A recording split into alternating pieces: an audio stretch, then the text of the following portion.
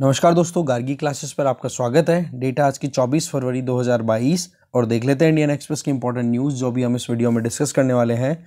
सबसे पहले explain page की बात करें तो हम दो आर्टिकल्स पे नज़र डालेंगे। पहला आर्टिकल तो रहेगा कि डिजिटल करेंसीज को लॉन्च करने की बात तो हर कोई कंट्री कर रहा है, पर अभी तक का जो एक्सपीरियंस है उसमें बहुत सारे हिकअप्स हैं। इसका मतलब बहुत सारे हर्डल्स हैं, तो उन हर्डल्स के बारे में थोड़ा जानेंगे। ये भी जानेंगे कि कौन कौन से कंट्रीज़ प्लान कर रहे हैं, ये भी जानेंगे कि किन किन कंट्रीज़ ने लॉन्च करके एक्सपीरियंसेस गेन भी कर लिए हैं, तो उस पॉइंट ऑफ व्यू से जानेंगे। और इंडिया का क्या स्टैंड है वो भी थोड़ा रिकॉल हो जाएगा। दूसरा आर्टिकल कि पाकिस्तान और रशिया के बीच में जो अभी नई रिलेशनशिप, नई इक्वेशन निकल के आ रही है, तो इसमें चाइना, पाकिस्तान, रशिया ये एक नेक्सस या फिर इसको एक्सेस भी बोला जा रहा है, ठीक है ना।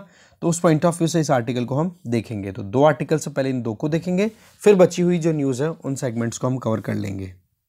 So first is early hiccups for countries digital currency. देखो, रिजर्व बैंक ऑफ इंडिया के द्वारा अपना प्लान तैयार कर लिया गया है और इंडिया प्लान भी कर रहा है कि अपनी खुद की एक सेंट्रल बैंक डिजिटल करेंसी हमें लॉन्च करनी है।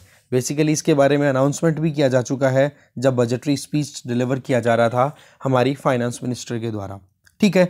तो डिजिटल करेंसीज का ऑलरेडी दूसरे कंट्रीज ने भी देखो एक्सपीरियंस कर लिया है, एक्सपेरिमेंट कर लिया है, तो उनके सामने क्या हर्डल्स आई हैं उनसे संबंधित हम थोड़ा सा यहाँ पर रिव्यू लेंगे, क्योंकि दूसरों की गलतियाँ या दूसरों के एक्सपीरियंसेस से भी हमें लर्न करना चाहिए, है कि नहीं। तो वही चीज़ यहाँ पर आप अप्लाई करो। तो ऐसे में रिसेंटली क्या हुआ कि कैरेबियन नेशंस, 7 कैरेबियन कंट्रीज़, जिसमें ये जो जिनको हम वेस्ट इंडीज़ बोलते हैं ना, उनमें कौन से कंट्रीज़ हैं वो टोबैगो, ट्रिनिडाड, किंगस्टन, बारबाडोस, ऐसे करके 6-7 कंट्रीज़ हैं।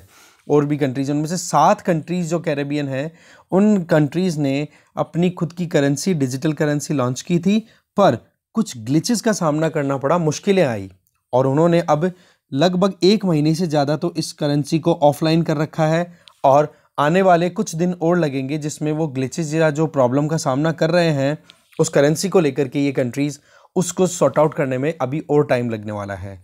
तो सबसे पहला सवाल तो है कि ये सेंट्रल बैंक डिजिटल करेंसीज होती क्या है और इसकी ज़रूरत क्यों है। ये सिंपल क्वेश्चन है, सिंपल स्टेटमेंट अगर आपको आ जाए मेंस में कहीं आंसर राइटिंग से रिलेटेड, तो एक सिंपल स्टेटमेंट है। बेसिकली ये एक तरीके का लीगल टेंडर होता है। इसका मतलब सरकार, स्टेट के द्वारा इसको बैकिंग दी जाती है। जो इशू कौन करेगा? Central bank. और फॉर्म क्या होगी? Digital form. ये एग्जैक्टली वैसा ही होता है जैसा कि फिएट करेंसी। फिएट करेंसी कौन सी करेंसीज होती हैं? जिनकी फेस वैल्यू उनकी इंट्रिंसिक वैल्यू से ज़्यादा हो, जैसे 100 का नोट।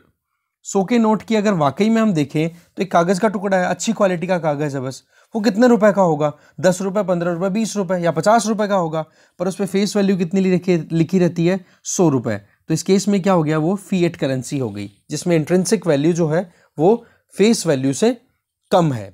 दूसरा, जो करेंसीज हुआ करती थी पहले, जिसमें गोल्ड, सिल्वर, इनकी हम बात करें, तो वो करेंसीज में क्या होता था? उल्टा केस था कि एक सिक्के पे लिख तो दिया 1 रुपया, पर उस 1 रुपया के सिक्के की वजन इतना ज़्यादा हुआ करता था कि उसकी फेस वैल्यू के कंपैरिजन में वजन ज़्यादा था, ठीक है। तो इस केस में क्या होता था? ये अभी का सिचुएशन थोड़ा हो गया चेंज, कारण कि लोगों ने मिसयूज़ करना शुरू कर दिया। अब भाई सीधी सी बात है कि 5 का एक सिक्का है, उसकी फेस वैल्यू 5 रुपये है, पर उसी को अगर प्रोसेस करके 5 से 10 शेविंग ब्लेड्स हैं वो तैयार कर लें और हर ब्लेड अगर 2 रुपये में बेच दे तो 20 रुपये का मटेरियल तैयार कर लिया। फेस वैल्यू कितनी है? 5। तो इंट्रिंसिक वैल्यू ज़्यादा हुई कि नहीं? एग्जैक्टली बांग्लादेश किया करता था पहले, ठीक है। तभी तो आजकल आप देखते हो ना, जो पित्तल की कोटिंग है वो आती है आजकल चारों तरफ, या पित्तल के ही बनने लग गए हैं। पहले एकदम ये जिसको गिल्ट मटेरियल बोलते हैं उससे बनता था ये, ठीक है। खैर, आ जाइए फिर से कि फिएट करेंसी जो है, जैसे पेपर करेंसी हम देखते हैं, उसी तरीके से ये भी एक फिएट करेंसी होगी जिसमें इंटरनेशनली हम लेन देन कर पाएंगे या फिर जो डिजिटल प्लेटफॉर्म्स पे हम ट्रांजैक्शन कर पाएंगे। जैसे इंटरचेंजेबल, दैट मीन्स डॉलर दिए बदले में रुपए ले लिए, रुपए दिए युआन ले लिया, येन ले लिया, ऐसे करेंसी चेंजेस होते हैं ना। बोलो ऐसे ही कुछ ये करेंसी भी डिजिटल फॉर्म में काम करेगी, ठीक है। तो बेसिकली मेन गोल क्या है सेंट्रल बैंक डिजिटल करेंसी का? कि एक सुविधा प्रोवाइड की जाए और एक डिजिटल सिक्योरिटी मिल जाए जिससे कि लेन देन रेगुलेटेड मैनर में आसानी से किए जा सके, ठीक है। अब इसमें आप देखो कि ये जो करेंसी सर्कुलेट होगी ना डिजिटल फॉर्म में, तो ये ऐसा नहीं है कि डिजिटल फॉर्म में है तो मन में आए जितना प्रोड्यूस किए जा सकते हैं। आरबीआई ने केवल फिगर ही तो, डेटा ही तो चेंज करना है कि 5,000 की जगह 25,000 लिख दो, हो गया, करेंसी जनरेट हो गया, ऐसा नहीं है। इसमें प्रॉपर मैनर में रिजर्व बैकिंग होगी। इसका मतलब कि कुछ आपको देखना होगा कि कितना फॉरेन एक्सचेंज हमारे पास में अवेलेबल है, कितना गोल्ड अवेलेबल है, कितना आईएमएफ के द्वारा जो एसडीआर रिलीज किया जाता है उसका अमाउंट हमारे पास में अवेलेबल है। ये सारी चीज़ें देख करके फिर बाद में करेंसी लॉन्च की जाएगी। तो ये होती है, देखो, सेंट्रल बैंक डिजिटल करेंसी। और क्यों ज़रूरत है? क्योंकि हम चाहते हैं कन्वीनियंट और सिक्योर मैनर में ट्रांजेक्शन्स को कंडक्ट करवाना। अब आ जाता है सवाल कि ऐसे कौन से कंट्रीज हैं जिन्होंने central bank digital currency launch कर रखी है या जो प्लान कर रहे हैं। तो अगर हम यहाँ पर अटलांटिक काउंसिल की एक रिसर्च के बारे में देखें, ठीक है, जिन्होंने सेंट्रल बैंक डिजिटल करेंसीज को ट्रैक किया है, एनालिसिस किया है, तो बोले 9 कंट्रीज या 9 ऐसी करेंसी यूनियंस हैं जिन्होंने खुद के डिजिटल करेंसीज लॉन्च कर रखी हैं। ठीक है। दूसरा, 15 ऐसी कंट्रीज हैं जो पायलट फेज में चल रही हैं, एक्सपेरिमेंट कर रही हैं। 16 जिनमें इंडिया भी एक ऐसा कंट्री है जो डेवलपमेंटल स्टेज पे है कि हाँ हमें क्या करना चाहिए। 40 ऐसी कंट्रीज हैं जो रिसर्च स्टेज पे है, जो ये देखना चाह रही है कि वाकई में क्या क्या इश्यूज आ सकते हैं, कैसे हम इनको काम करवा सकते हैं। तो ऐसे में 7 ऐसी इनएक्टिव और 2 ऐसी करेंसीज हैं जो कि ऑलरेडी कैंसिल हो चुकी हैं। इसका मतलब क्या हो गया कि करेंसीज लॉन्च हो गई, उसके बावजूद भी बंद पड़ी है या फिर बंद होने के कगार पर है। ठीक है। तो अगर हम देखें तो 9 ऐसी करेंसीज हैं, जैसे कि मतलब 9 ऐसी कंट्रीज हैं या फिर जो यूनियन है ना, उन्होंने अपनी तरफ से लॉन्च कर रखा है करेंसीज को, जिनमें एक तो बहामास सबसे पहले किया था इसने, है ना, और 7 कैरेबियन नेशंस और एक हो गया नाइजीरिया। इन कंट्रीज ने अभी अपनी डिजिटल करेंसीज लॉन्च कर रखी है। अब देखो पायलटिंग प्रोजेक्ट पे कौन चल रहे हैं? South Africa, Saudi Arab, UAE, China, Russia, Sweden, Malaysia, Singapore, Thailand. Bahamas ने वर्ल्ड की सबसे पहली central bank digital currency launch की थी अक्टूबर 2020 में, और उसका नाम क्या था? Send dollar. ठीक है। तो ये अपने आप में इंपॉर्टेंट क्वेश्चन बन गया है। चाइना ने भी अपनी डिजिटल करेंसी इंट्रोड्यूस कर दी है, ECNY। ठीक है। और ये कब लॉन्च किया था? ये जो विंटर ओलंपिक्स का ऑर्गेनाइजेशन चल रहा था उस टाइम पर ही। ठीक है। तो बेसिकली इसको बोला जा रहा है Chinese yuan eight digital platform. जैसे हम हमारे रुपए के लिए क्या बोलते हैं? Digital rupee. तो ये डिजिटल चाइनीज युआन बोला जा रहा है इसको, जो ECNY है करेंसी जो चाइना ने लॉन्च की है। तो ये नाम जरूर देखना, सेंड डॉलर और ECNY रिसेंटली न्यूज में थी। तो ये क्या है? Central bank digital currencies. Sand बार लॉन्च किसने किया था? आपको पता है, बहामास। और ECNY किसने लॉन्च किया? चाइना ने। तो ये क्वेश्चन बन जाता है अपने आप में। अब बात यह है कि ग्लिचेस क्या आई। देखो बैंक ऑफिशियल से जब बातचीत की गई, ठीक है, तो ये था कि ईस्ट कैरेबियन डॉलर जिसको डी कैश बोला जा रहा है, ठीक है ना, ये इनकी डिजिटल वर्जन थी, है ना, ईस्ट कैरेबियन डॉलर जिसको डी कैश बोला गया डिजिटल प्लेटफॉर्म पे, राइट। तो उसमें ये रहा कि अभी पिछले कई महीनों से तो उसको एक बार ऑफलाइन डाल दिया, अभी कुछ टाइम और लगेगा। रिपोर्ट ये है इसमें कि एक तो यहाँ पर केस स्टडी प्रॉपर करनी ज़रूरी है। अगर आप कोई भी डिजिटल करेंसी लॉन्च करो तो केस स्टडी का मतलब ये जो अब हुआ क्या है इतना तो डिटेल में नहीं बताया इस आर्टिकल में, बाकी वहाँ पर ग्लिचेस का सामना करना पड़ रहा है जो 1 महीने से करेंसी अभी काम नहीं कर रही है। तो इन प्रॉब्लम्स को हमें देखना होगा अगर हम हमारी खुद की करेंसी लॉन्च करना चाहते हैं तो। इसके अलावा जो फाइनेंशियल सेक्टर एक्सपर्ट्स हैं उनसे भी एक प्रॉपर डिस्कशन होना चाहिए, उनके ओपिनियन भी हमें लेने की ज़रूरत है कि वाकई में हम जो फिजिकल करेंसी उसको डिजिटल प्लेटफॉर्म में लेके जाएंगे तो क्या क्या प्रॉब्लम्स हो सकती हैं। अब प्रॉब्लम क्या क्या है जो फेस की जा रही है? अल सल्वाडोर, वो कंट्री जिसने यूएस डॉलर को तो ऑलरेडी एक्सेप्ट कर रखा है लीगल टेंडर के तौर पे, क्योंकि खुद की करेंसी तो बनाने की इतनी हिम्मत है नहीं, छोटा सा कंट्री, एकदम टाइनी सेंट्रल अमेरिकन कंट्री। तो फिर उसने क्या कर लिया, वहां पर अपनी खुद के जो शिवो सिस्टम लॉन्च किया, और शिवो सिस्टम में क्या है, बिटकॉइन को लीगल टेंडर के तौर पे कंसिडर कर लिया। तो यूएस डॉलर भी चल रहा है वहां पर फिजिकल करेंसी के तौर पे, और बिटकॉइन है उसको भी उसने लीगल टेंडर मान लिया, मतलब खुद की करेंसी मान ली। अब बिटकॉइन में आपको पता है ना कितना फ्लक्चुएशन देखने को मिल रहा है, लोग इन्वेस्ट कर देते हैं तो बिटकॉइन के प्राइस पहुंच जाते हैं $60,000 तक, ठीक है। और लोग जब एक बार क्रिटिसाइज करते हैं या फिर ये आता है कि बिटकॉइन जो है वो तो हार्मफुल है एनवायरनमेंट के लिए, या फिर इसमें तो कोई एसेट ही नहीं है फिजिकल, इस तरीके के सिनेरियो जब निकल के आता है बिटकॉइन क्रैश कर जाता है कि 39,000 44,000 डॉलर के लगभग आ जाता है एक बिटकॉइन। तो ये जो फ्लक्चुएशन था ना, इस फ्लक्चुएशन की वजह से एक तो इकोनॉमी बहुत ज़्यादा क्राइसिस में है, बहुत ज़्यादा मुश्किलों का सामना करना पड़ रहा है। दूसरा, जब एल साल्वाडोर के प्रेसिडेंट नयब बुकेले ने इस बिटकॉइन को एक अपनी करेंसी मान करके डिक्लेयर किया था ना, तो उस टाइम पर सवाल ये था कि वहाँ पर जो फिस्कल प्रॉब्लम है, कहाँ की, एल साल्वाडोर की, बोलो वो सॉर्ट आउट हो जाएगी। बोला वो अभी तक भी सॉर्ट आउट नहीं हो रही है। इसका मतलब ये कोई रामबाण इलाज नहीं है। इवन एल साल्वाडोर आईएमएफ के पास गया कि भाई हमें $1 बिलियन उधार दे दो। आईएमएफ ने मना कर दिया कि सबसे पहली चीज तो आपने ये जो बिटकॉइन स्कीम जो अडॉप्ट की है, ये स्कीम आप बहुत ही ज़्यादा रिस्की फैक्टर में लेकर के यूज़ कर रहे हो, जो कि ठीक बात नहीं है। क्योंकि इंटरनेशनली बिटकॉइन हो या फिर अदर कॉइन हो, ये कॉइन्स ऐसी है जिनकी फ्लक्चुएलिटी बहुत ज़्यादा है, फ्लेक्सिबिलिटी बहुत ज़्यादा है। दूसरा कि जब आप सोवरेंस को ही एक्सेप्ट नहीं कर रहे हो, सोवरेंस की ही कोई इज्जत नहीं करोगे इन प्राइवेट डिजिटल करेंसीज का यूज़ करके, और फिर आप हमारे पास में आते हो कि हम आपको फंड दें, जबकि सोवरेंस का ही कंट्रीब्यूशन है आईएमएफ में। आईएमएफ को कौन चला रहा है भाई? बेशक वेस्टर्न वर्ल्ड का बहुत पकड़ है आईएमएफ और वर्ल्ड बैंक में, पर चला कौन रहे हैं? स्टेट ही तो चला रहे हैं ना। अलग अलग देशों की सरकारों की फंडिंग जाती है वहां पे, और वो ही फिर अपने हिसाब से काम करते हैं, चाहे वो यूएस करे, चाहे ब्रिटेन करे, कोई भी करे, चाहे इंडिया करे, पर फंडिंग तो जाती स्टेट से ही ना। और उन्हीं को अगर ये डिजिटल करेंसीज चैलेंज करेगी और उन्हीं डिजिटल करेंसीज को एल साल्वाडोर अगर यूज करे, तो फिर उधार किस बात का भाई? पहले अपनी पॉलिसीज को ठीक करो। फिर बात आ जाती है इंडिया का क्या प्लान है। देखो, हमारे यहाँ पर ये चीज़ प्लान तो ऑलरेडी स्टार्ट कर दिया है, सोचना तो प्लान आउट हो रहा है इस पर। और हम जो टेक्नोलॉजी यूज़ करेंगे सेंट्रल बैंक डिजिटल करेंसी के पीछे, वो ब्लॉकचेन टेक्नोलॉजी ही होगी। और प्राइम मिनिस्टर नरेंद्र मोदी जी ने भी अपनी तरफ से कहा है कि हम इंडियन रूपी का डिजिटल वर्जन जो है वो लॉन्च करने वाले हैं, जिससे कि फिजिकल करेंसी और डिजिटल करेंसी दोनों एक दूसरे में कन्वर्ट भी हो पाएगी, और हम हमारे डिजिटल इकोसिस्टम और डिजिटल इकोनॉमी को और ज़्यादा स्ट्रेंथन कर पाएंगे। अब देखने वाली बात यह है कि क्या क्या चीज़ें हैं, जिसमें एक तो सिक्योरिटी अपने आप में इंपॉर्टेंट है, एक एफिशिएंट और इजी ट्रांजैक्शन ज़रूरी है, एक सारी चीज़ें ये हैं कि वॉलेटिलिटी जो है डिजिटल प्लेटफॉर्म्स की, क्योंकि साइबर सिक्योरिटी और ये सारी चीज़ें आ जाती हैं, तो उस पर थोड़ा सा और वर्कआउट करना है जो चल रहा है अभी। तो ये है इंडिया का स्टेटस।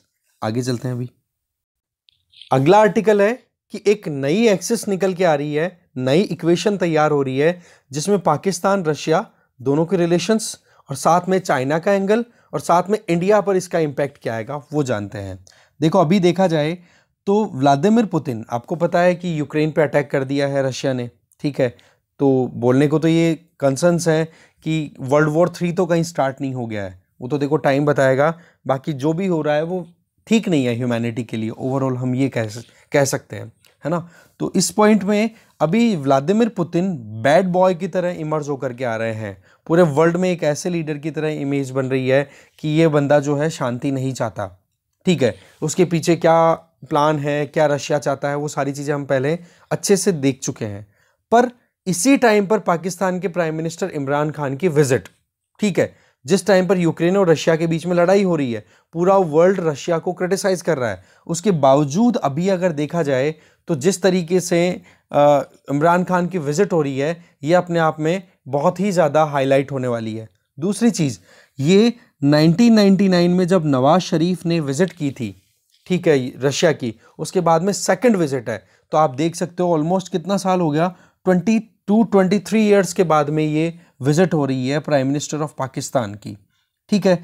अब इसमें वो क्रेमलिन के, अब फिर पाकिस्तानी ऑफिशियल्स का ये कहना है कि हमें इनविटेशन तो पहले आ गया था, पर ये जो अभी डेवलपमेंट्स हैं यूक्रेन रशिया क्राइसिस के, ऐसा कुछ नहीं था, हमने पहले से प्रोग्राम बना रखा था, इसलिए हम अभी विजिट को कैंसिल नहीं कर सकते। इसके अलावा कि, और साथ में ये भी बोला कि हमारे बायलैटरल रिलेशंस हैं उनको हम स्ट्रेंथन करेंगे, और ये जो क्राइसिस है इससे हमें ज़्यादा कोई कंसर्न्स नहीं है। पाकिस्तान जो है वो रशिया के साथ में या सभी कंट्रीज़ के साथ में ट्रेड रिलेशंस चाहता है, तो इसलिए हम यहाँ पर आए हैं। अब ये है कि पाकिस्तान के लोगों का ये भी कहना है, ऑफिशियल्स का, कि ये कोल्ड वॉर जैसी सिचुएशन नहीं बनेगी, और हम किसी, अगर कोल्ड वॉर जैसी सिचुएशन बनती भी है तो हम किसी भी ब्लॉक को ज्वाइन नहीं करेंगे। ये एग्जैक्टली ऐसी कुछ पॉलिसी है जैसे कि इंडिया ने नैम का जो पॉलिसी फॉलो किया था। आज भी हमारी जो रिलेशनशिप है बेशक वेस्ट के साथ बहुत अच्छी हो रही है, पर हमने फिर भी रशिया के साथ में हमारी टाइज बिल्कुल नहीं छोड़े हैं। अभी एक आर्टिकल है जिसमें न्यूज़ बताई है कि हमारे यहाँ पर जो रशियन एम्बेसडर है ना, उन्होंने सीधा कहा है कि इंडिया के साथ में हमारे जो डिफेंस टाइज हैं हम उनको कम नहीं होने देंगे, हमारी एंगेजमेंट्स कंटिन्यू रहेगी। ठीक है, अब आ जाओ दूसरा आगे। इमरान खान की विजिट जो है वो ये दिखा रही है कि पाकिस्तान और रशिया की रिलेशनशिप कितनी ज़्यादा बढ़ रही है, और साथ में दोनों की रिलेशनशिप चाइना के साथ में। ठीक है, तो ये एक नई एक्सिस डेवलप हो रही है साउथ एशिया और सेंट्रल एशियन कंट्रीज के बीच में। इसके अलावा यूनाइटेड स्टेट्स हैं, वो पिछले 2 सालों की अगर बात करें तो इन तीनों कंट्रीज के साथ में यूएस के रिलेशन अच्छे नहीं बन पा रहे हैं। मतलब यूएस के रिलेशन चाहे चाइना के साथ देखो, रशिया के साथ देखो, पाकिस्तान के साथ देखो, इतने अच्छे नहीं है। दूसरा, जिस तरीके से अफगानिस्तान में अपना रोल प्ले किया इन तीनों कंट्रीज ने, वहां से यूएसए को जाना पड़ा, एक ये कारण भी है। सेंट्रल एशियन कंट्रीज में रशिया की पकड़ देखो और चाइना की इन्वेस्टमेंट देखो कितनी ज़्यादा है। चाइना का बेल्ट एंड रोड इनिशिएटिव, इसको रशिया ने भी एनेक्स मतलब अपनी तरफ से अप्रूवल दे रखा है, ज्वाइन कर रखा है, और पाकिस्तान और रशिया दोनों ने कर रखा है। साथ में तालिबान ने टेक ओवर जो किया है अफगानिस्तान में, उसमें भी पूरा सपोर्ट या पूरा फेवर दिया है इन दोनों कंट्रीज ने, इंक्लूडिंग चाइना। अब देखो कोल्ड वॉर की हिस्ट्री क्या है। आपको ये तो पता ही है कि पाकिस्तान जो है वो यूएसए के ब्लॉक में था, वेस्टर्न ब्लॉक में था। ठीक है, तो उस टाइम पर यूएसएसआर के साथ इतने अच्छे रिलेशंस नहीं थे। फिर सोवियत यूनियन जब डिसइंटीग्रेट होता है, उसके बाद में बीजिंग और मॉस्को दोनों की टेंडेंसी ऐसी होने लग गई कि हमें थोड़ा सा वेस्टर्न मॉडल पे काम करना है, क्योंकि बीजिंग भी उस टाइम पे 1990s में क्या कर रहा था, इकोनॉमिकली प्रोग्रेस करने की सोच रहा था, और हो भी रही थी इकोनॉमिकली प्रोग्रेस वहां पर। दूसरा, मॉस्को ने भी ये सोचा कि भाई इकोनॉमिकली हमें भी एक्सपेंड करना है खुद को, और वेस्टर्न कंट्रीज के साथ हमारा एक जो लिंक है उसको हमें बढ़ाना है।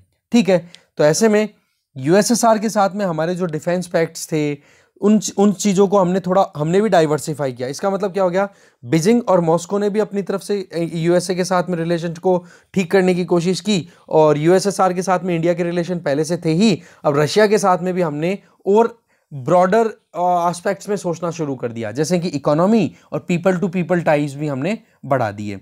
फिर बच गया पाकिस्तान। तो पाकिस्तान जो है वो आप कह सकते हो ना कि अपने आप में एक फ्रंट लाइन में रहा था कम्युनिज्म को रोकने के लिए। ठीक है, अब कम्युनिज्म को रोकना अपने आप में यूएसए का एजेंडा था, यूएसए के साथ में पाकिस्तान था। पर धीरे धीरे जब टाइम बीतता है तो आप देखते हो कि कम्युनिज्म को रोकने के लिए, जैसे कि रशिया ने इन्वेड किया था अफगानिस्तान को 1979 में, तो यूएसएसआर को भगाने के लिए यूएसएसआर की जो रेड आर्मी थी उसको भगाने के लिए सऊदी अरब, पाकिस्तान और अफगान वॉर जो हुआ था, फर्स्ट अफगान वॉर जिसको बोला गया, जिसमें सऊदी अरब, यूएस और पाकिस्तान तीनों ने मिलकर के जो मुजाहिदीन्स जो कि आज तालिबान बन के बैठे हैं उनको सपोर्ट दिया और वहां से यूएसएसआर को भगाया। तभी तो वहां पर यूएसए की पकड़ बन गई। अब यूएसए की पकड़ और पाकिस्तान का रिलेशन अच्छा था। फिर आप देख सकते हो कि धीरे धीरे टाइम बीतता है, यूएसएसआर का डिसइंटीग्रेशन होता है, रशिया भी अब यूएसए की तरफ ही देखने लग गया था, तो अब पाकिस्तान को भी लगना शुरू हो गया कि हमें भी अब रशिया के साथ रिलेशंस बनाने चाहिए। 1991 की बात है, 1991 के बाद। तो बोरिस येल्त्सिन ये जब प्रेसिडेंट बनते हैं रशिया के, तब नवाज शरीफ वहाँ की विजिट के लिए जाते हैं। ये पहले पाकिस्तानी लीडर थे जो रशिया की विजिट पे जाते हैं। अब पुतिन ने जिस तरीके से अपनी खुद की एक कहते हैं ना कि अपनी पकड़ बनाई है, ठीक है, तो उसके बाद में पुतिन का तो टारगेट क्या है कि जो रशियन डिफेंस सेक्टर है ना उसका ज़्यादा से ज़्यादा माल एक्सपोर्ट हो, उसके लिए मार्केट देखना हो, और उसके लिए अभी पाकिस्तान एक बढ़िया ऑप्शन दिख रहा है, और उसमें जो ब्रोकरशिप जो कर रहा है वो चाइना आ रहा है। तो इस तरीके से एक रिलेशनशिप जो है वो क्रिएट हो रही है। दूसरा, पाकिस्तान जो है ना वो अब धीरे धीरे जब 2000s की बात करें, जब से अफगानिस्तान में एंट्री ली यूएसए ने, उसके बाद में ओसामा बिन लादेन का जब से किलिंग हुई है ना एबटाबाद, पाकिस्तान के एबटाबाद में, तब से पाकिस्तान की रिलेशनशिप यूएसए के साथ में ठीक नहीं हुई। इसके अलावा आप देखो कि रशिया, पाकिस्तान और चाइना, इनकी रिलेशनशिप और ज़्यादा स्ट्रेंथन हो गई। 2011 से लेकर अभी तक रशिया ने जिस तरीके से अपनी एंगेजमेंट पाकिस्तान के लिए किया वो हमारे लिए शॉकिंग भी थी। जिस तरीके से आप देखो कि पाकिस्तान के, आप देख सकते हो कि 4 दशक तक लगातार पाकिस्तान पे सैंक्शंस लगा रखे थे यूएसएसआर ने, 40 साल तक जो कोल्ड वॉर का इरा था, उन सैंक्शंस को हटा दिया गया और मिग अटैक एयर जो हेलीकॉप्टर्स थे वो डिलीवर किए गए। यूएसए की जो डिफीट हुई अफगानिस्तान में, उसमें पूरा का पूरा सपोर्ट किसका रहा? तालिबान को सपोर्ट डायरेक्टली इनडायरेक्टली रशिया ने किया अपनी तरफ से, ठीक है, तो जो कि इंडिया के लिए ठीक भी नहीं है। इसके अलावा 2016 के टाइम की बात हम करें तो जैश ए मोहम्मद ने, जो पाकिस्तान सपोर्टेड टेररिस्ट ऑर्गेनाइजेशन है, उसके द्वारा उरी में अटैक किया गया। तो आप देखो रशिया ने कुछ टाइम बाद में ही पाकिस्तान की मिलिट्री के साथ में एक्सरसाइज कंडक्ट की, ठीक है। फिर आप जबकि इंडिया ने एक स्पेशल अपील भी की थी कि आप हमारे यहाँ पर जिन टेररिस्ट ऑर्गेनाइजेशंस ने अटैक किया है और उन्हीं की आर्मी के साथ में आप इस तरीके से, जो उनके पेट्रोन्स हैं उनके साथ में आप एक्सरसाइज कर रहे हो। फिर आप देखो इंडिया पाकिस्तान रिलेशंस आज बिल्कुल निचले तबके पर चल रहे हैं, मतलब अच्छे रिलेशन नहीं, हम बात ही नहीं करते हैं, ठीक है। तो ऐसी परिस्थितियों में हेलीकॉप्टर डिलीवर कर रहा है रशिया पाकिस्तान को लगातार। 2014 में जब क्रीमिया को एनेक्स कर लिया था ना रशिया ने, तब पाकिस्तान और चाइना ने अपनी पूरी सपोर्ट, होती है ना, एक सपोर्ट प्रोवाइड किया था पूरा कि हाँ जी कोई टेंशन की बात नहीं, आप तो कंटिन्यू करो। तो ऐसे में ये ट्रायंगुलेटिंग रिलेशनशिप जो है ना, उसको और ज़्यादा स्ट्रेंथ मिल गई थी 2014 में। फिर आप देखो पाकिस्तान और रशिया आज चाइना की बेल्ट एंड रोड इनिशिएटिव वाला जो प्रोजेक्ट है उसमें पार्टिसिपेट कर रहे हैं। आज तालिबान ने टेक ओवर किया ना अफगानिस्तान को, तो उसमें इनकी एक कॉमन पोजीशन है तीनों कंट्रीज़ की, जो कि क्या शो करती है कि एक नया एक्सिस, नया अलायंस निकल के आ रहा है। फिर आगे देखें तो न्यू दिल्ली एंड मॉस्को में देखो रशिया जो है ना, वो ऐसी बात भी नहीं है कि पाकिस्तान के साथ में इंडिया की रिलेशनशिप बिगड़ी हुई है तो उसमें कुछ और दिमाग लगा रहा है। अब मुद्दा क्या है, हमारा और पाकिस्तान का रिश्ता क्यों बिगड़ा हुआ है? क्योंकि पाकिस्तान टेररिस्ट ऑर्गेनाइजेशंस को पेट्रोनेस देता है और वो टारगेट करता है इंडिया को। तो ऐसे में जैश ए मोहम्मद जैसे जैश ए मोहम्मद, लश्कर ए तैयबा, ये ऐसे ग्रुप्स हैं जो पाकिस्तान की सॉइल से ऑपरेट करते हैं, इनको रशिया क्रिटिसाइज करता है, ठीक है, कि भाई आप क्यों निर्दोष लोगों को मारते हो, ठीक है। और पाकिस्तान की जो पेट्रोनेस दी जाती है टेररिस्ट को, उसको भी क्रिटिसाइज करता है। ऐसी बात नहीं है, अभी प्रीवियसली हमने देखा उरी अटैक जो था, उसके बाद में तो फिर एक्सरसाइज कंडक्ट की थी, पर एक जो स्टेटमेंट या स्टैंड की बात करें तो रशिया जो है वो इस्लामिक एक्सट्रीमिज्म को प्रमोट नहीं होते देखना चाहता। कारण कि आज अगर अफगानिस्तान वाले एरिया में अगर तालिबान की पकड़ होती है और वहाँ पर इस्लामिक एक्सट्रीमिज्म बढ़ता है तो उसका असर तो सेंट्रल एशियन रिपब्लिक्स में जाएगा, और सेंट्रल एशियन रिपब्लिक्स की बॉर्डर शेयर होती है रशिया के साथ में, तो रशिया भी दूर नहीं रहेगा, छूता नहीं रहेगा इस प्रॉब्लम से। एग्जैक्टली ये कि ये प्रॉब्लम चाइना की है कि वो भी नहीं चाहता कि वीगर मुस्लिम्स या जिनको उइगर मुस्लिम बोला जाता है कि उनको कोई प्रमोशन मिले, क्योंकि अफगानिस्तान में एक्सट्रीमिज्म का बढ़ना उनको हवा देना है, ठीक है। इसके आगे रशिया इंडिया रिलेशंस की बात करें तो सोवियत यूनियन के टाइम पे हमारी रिलेशनशिप बहुत अच्छी थी, नो डाउट। इवन 1971 में हमने फ्रेंडशिप ट्रीटी भी साइन की थी। 1971 के टाइम पर ही आपको पता है बांग्लादेश का लिबरेशन कराया था, तो सोवियत यूनियन की बैकिंग ही हमें इस कदम की तरफ आगे बढ़ने में रोक नहीं पाई, जबकि दूसरी तरफ यूएसए कुछ नहीं कर पाया था, ठीक है। तो उस टाइम की सिचुएशन को अगर देखें ना, तो अभी यूक्रेन में जो क्राइसिस है ना, उसमें बड़ा वो एक डाउट आता है इंटरनेशनल कम्युनिटी को कि यूएसए जल्दी से एंट्री लेगा भी कि नहीं। कि जब एक बैकिंग की बात आती है, सुपर पावर्स की, बैलेंस ऑफ पावर की बात आती है ना, तो उस केस में यूएसए जल्दी से एंट्री नहीं लेता, क्योंकि यूएसए क्या है, एक कैपिटलिस्ट कंट्री है, वो वहाँ पर फायदे की पहले सोचने वाले लोग हैं। एक बार हमें सोसाइटी, देखो हमेशा एक इंटरनेशनल रिलेशंस की जब बात आती है ना, तो एक्सपर्ट्स का यही कहना होता है कि हमें यहाँ पर एनालिसिस करने के लिए, एक कहते हैं ना कि अमेरिकन स्टडीज़ के लिए एक अलग से यूनिवर्सिटी या अलग से एक सेगमेंट तैयार करना होगा, जिससे कि वहाँ के लोगों की सोच क्या है। ये कहा जाता है कि एक देश की सरकार का क्या रिस्पॉन्स होगा किसी भी बात के लिए, अगर वो चीज़ आपको जानना है ना, तो आप वहाँ के लोगों से एक बार पूछ लो, वो लोगों का जो बिहेवियर होता है ना, एग्जैक्टली वो की वो चीज़ रेप्लिकेट होती हुई दिखाई देती है, किसके साथ में, उस पर्टिकुलर गवर्नमेंट के एक्शंस में, ठीक है ना। तो वही चीज़ हमारे साथ आप खुद देखो, हम क्लियरली किसी भी कंट्री की तरफ नहीं जा पाते। आप खुद देखो अपने रिश्तेदारों में कि आप घर में लड़ाई हो रही है आपके दो जानकारों के बीच में, पर आप क्लियरली किसी एक की साइड में जाने से 10 बार सोचते हो कि किसकी तरफ जाएं, इसके ये फायदे हैं, इसके ये फायदे हैं, इसके ये नुकसान है, इसके ये नुकसान है। तो वही चीज़ हमारे देश की सरकार के साथ डिलेमा क्रिएट करती है। जो यूक्रेन वाला मुद्दा था जिसमें हमने पूरा देखा था ना, India's dilemma in Ukraine crisis, अलग से मैंने आर्टिकल भी क्रॉप करके और अलग से निकाल के वीडियो भी सेपरेट किया था, उसमें यही चीज़ है। सी राजा मोहन जी क्लियर कर रहे हैं कि कहाँ कहाँ पर हम फंसे पड़े हैं, राइट। फिर आ जाओ यहाँ पे इंडिया रशिया रिलेशन में, हमारे जो रशिया के साथ डिफेंस टाइज है ना, हमने उनको कमज़ोर नहीं होने दिया। जैसे कि यूएसए ने सैंक्शंस के धमकी दिया कि भाई हम कार्टसा एक्ट के अंडर में इंडिया के अगेंस्ट में सैंक्शंस लगा देंगे, या फिर जो भी countries Iran, Russia, north Korea इनके साथ में कोई भी लेन देन करेंगे उन पर सैंक्शंस लगाएंगे। पर इंडिया ने कह दिया हम MS-400 जो एंटी मिसाइल सिस्टम है उसको हम परचेज करेंगे, और हमारी डिलीवरी भी हो गई है उसकी। अब बात यह है कि यूक्रेन क्राइसिस आपको पता ही है, तो ऐसे में दिल्ली जो है बेशक यूएसए के धड़े में है सोचने में, पर यहाँ पर यूएसए अपनी जो कहते हैं ना अपनी खुद की जो फायदे की चीज़ करे उसमें दिल्ली ग्रैब में भी नहीं है। हम क्या चाहते हैं, स्ट्रेटेजिक ऑटोनॉमी, राइट।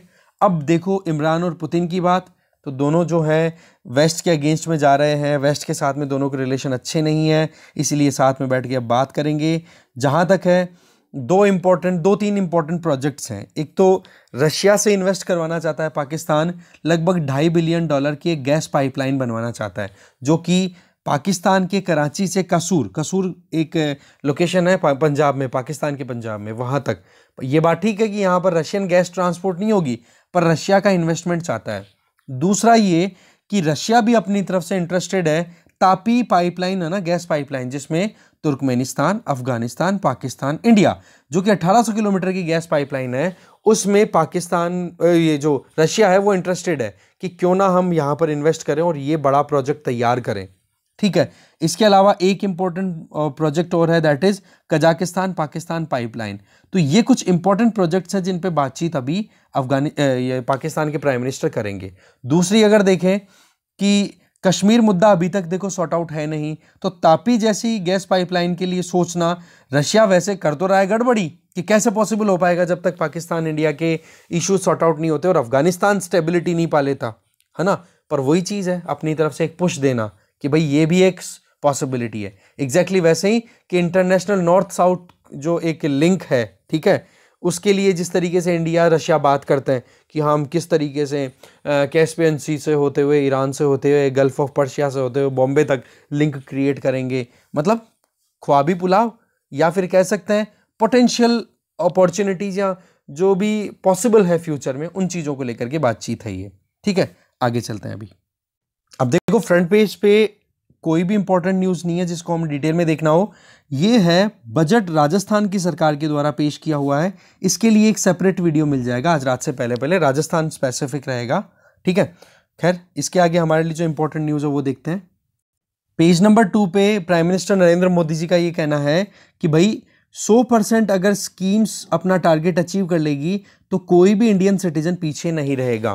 तो यहाँ पर स्कीम्स के लिए बताया गया है कि स्कीम्स जो भी पैसा उनके लिए अलॉट किया जाता है, जो भी टारगेट लिए जाते हैं, अगर वो अपना 100% दे देना तो कोई इशू ही नहीं आएगा, हमारे देश में किसी भी सिटीजन को परेशानियों का सामना ही नहीं करना पड़ेगा। तो ऐसे में कुछ स्कीम्स के इस आर्टिकल में नाम है, मैं वो नाम ले रहा हूँ, आप वो देख लेना। एक तो है स्वामित्व स्कीम, और दूसरी है प्रधानमंत्री आवास। अब प्रधानमंत्री आवास में अर्बन और रूरल दोनों सेगमेंट, तो ये यूपीएससी पॉइंट ऑफ व्यू से आपको देखने हैं, स्वामित्व स्कीम और पीएम आवास, ठीक है। आगे चलते हैं। अब हम आ गए वर्ल्ड पेज पे, यहाँ पर वही यूक्रेन वाला इशू, अब तो खैर लेटेस्ट आपके पास अपडेट है, क्राइसिस क्या, अब तो अटैक ही हो गया है, यूक्रेन के कई सोल्जर्स मारे गए हैं, और साथ में उधर से आप देख सकते हो रशिया के जो फाइटर जेट्स थे उनको भी मार गिराया गया है यूक्रेन की फोर्सेस के द्वारा। चाइना ने क्रिटिसाइज़ किया है कि रशिया के अगेंस्ट में आप जो भी सैंक्शंस लगा रहे हो वो इनइफेक्टिव है। 2014 में भी आपने लगाए थे, बोला कोई आउटकम नहीं मिला, वेस्टर्न कंट्रीज़ को ये हिदायत दे रहा है चाइना, ठीक है। इसके अलावा श्रीलंका में फ्यूल शॉर्टेज, अब देखो ऐसे डेवलपिंग कंट्रीज़ है ना, इनको बहुत ज़्यादा क्राइसिस है, हमारे जैसे कंट्रीज़ को बहुत ज़्यादा क्राइसिस का सामना करना पड़ेगा कारण क्या है कि पहले ही हम ऑलरेडी एनर्जी क्राइसिस का सामना कर रहे हैं, और दूसरा जिस तरीके से ये वर्ल्ड में एक तरीके से बड़ा वॉर अगर आउटब्रेक हो जाता है ना, तो इंटरनेशनली मार्केट में बहुत ज़्यादा क्राइसिस आता है, सप्लाई चेन डिसरप्ट हो जाती है, सब कुछ रुक जाता है, ठीक है ना। तो वही चीज़ अभी देखने को मिल रही है। इसके अलावा सनोफी जीएसके करके एक वैक्सीन डेवलप हुआ है, ठीक है ना। सनोफी जीएसके कंपनी ने अपना वैक्सीन तैयार किया है जिसकी 100% एफिकेसी आ रही है सीवियर डिजीज़ के अगेंस्ट में। ये अपने आप में अच्छा ब्रेक थ्रू है। अभी तक जितने भी वैक्सीन्स थे ना, उनमें से 75% तक मैक्सिमम एफिकेसी गेन की गई थी, पर ये 100% का क्लेम कर रहा है। तब देखने वाली बात है क्या आगे आउटकम रहता है, ठीक है ना। ये कुछ इंपॉर्टेंट चीज़ थी, यहाँ पे वर्ल्ड पेज पे वो नज़र डाल ली हमने। इकोनॉमी पेज पे एक भी ऐसी न्यूज़ नहीं है जिसको हमें पूरा डिटेल में देखना हो। एक तो यहाँ पर ये बताया जा रहा है कि पेंशन स्कीम में वेरिएशन लाने की बात कर रही है सरकार, ठीक है।